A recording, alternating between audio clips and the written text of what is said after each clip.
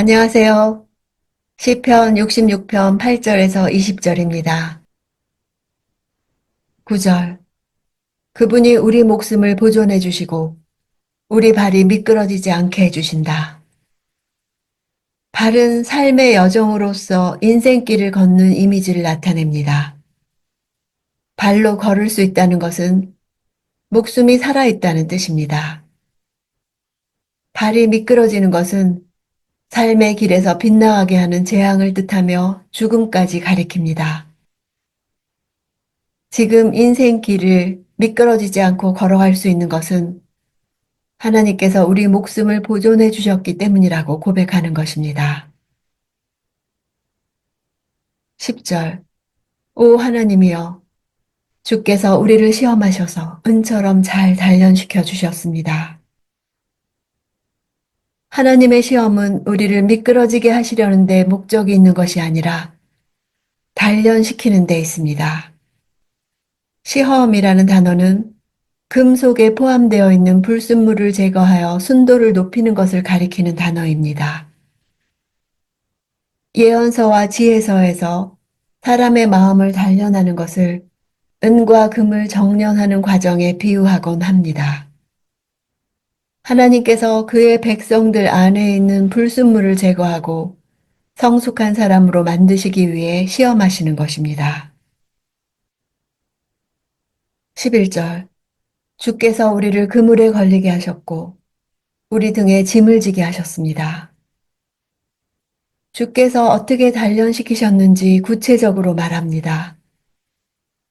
자신들의 처지를 사냥꾼의 올무에 잡힌 짐승에 빗대어 포승줄에 묶여 끌려가는 장면을 연상시킵니다.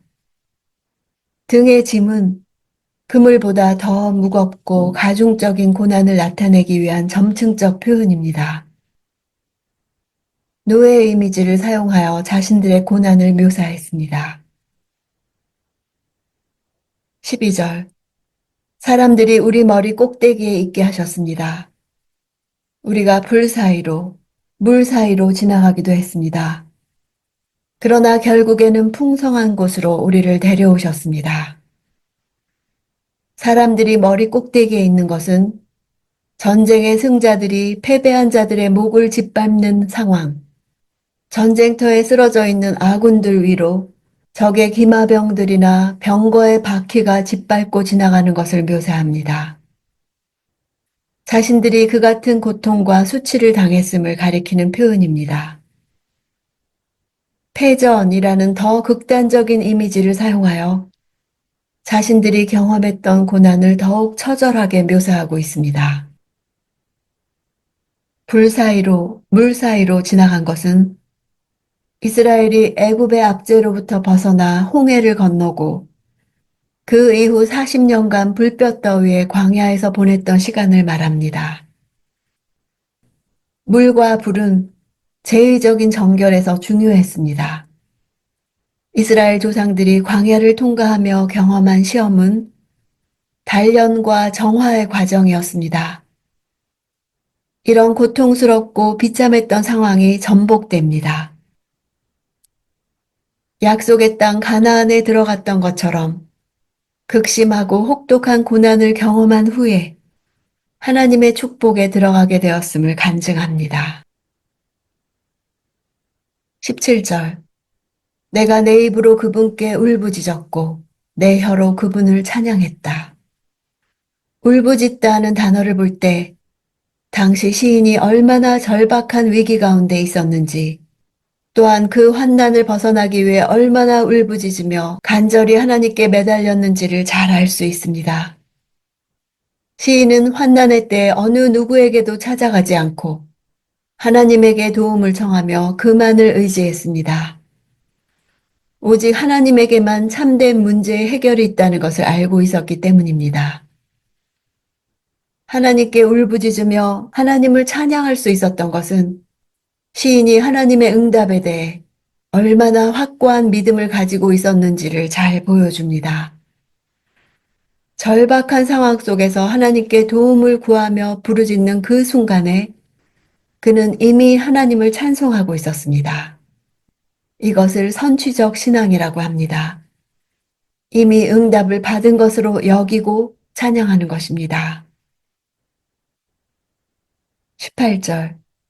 내 마음에 혹시 죄를 품고 있었다면 주께서 듣지 않으셨을 것이다. 기도의 응답을 가로막는 가장 큰 원인은 바로 죄악입니다. 품다라는 단어는 눈으로 보다라는 뜻입니다. 관심을 가지다, 선호하다, 선택하다는 뜻도 있습니다. 즉, 내 마음에 혹시 죄를 본다면 이란 마음속으로 죄악을 선호하며 죄악에 관심을 가지는 것을 가리킵니다. 실제 행동으로 죄를 범하지 않더라도 죄에 관심을 가지는 것까지도 기도의 응답을 방해하는 요소가 됨을 말해줍니다. 듣지 않으셨을 것이다 라고 미완료형을 써서 항구적 부정을 나타냅니다. 하나님께서 영원토록 결코 듣지 않으실 것이란 뜻이 됩니다. 20절. 하나님을 찬양하라. 그분이 내 기도에 등 돌리지 않으시고 그 인자하심을 내게서 거두지 않으셨도다. 기도 응답의 근거는 하나님의 인자하심, 즉 헤세드입니다. 실패하지 않는 언약적인 사랑입니다. 기도 응답은 그분의 인자하심의 결과입니다. 그러므로 기도 응답에 대한 우리의 반응은 선포와 찬양뿐입니다. 시인은 사람들에게 하나님을 예배하는 소리가 들리게 하라고 선포합니다. 역사에서 겪은 아픈 기억이 있지만 그 속에도 주님의 섭리가 있음을 인식합니다. 그래서 하나님이 시험하신 일도 찬양합니다.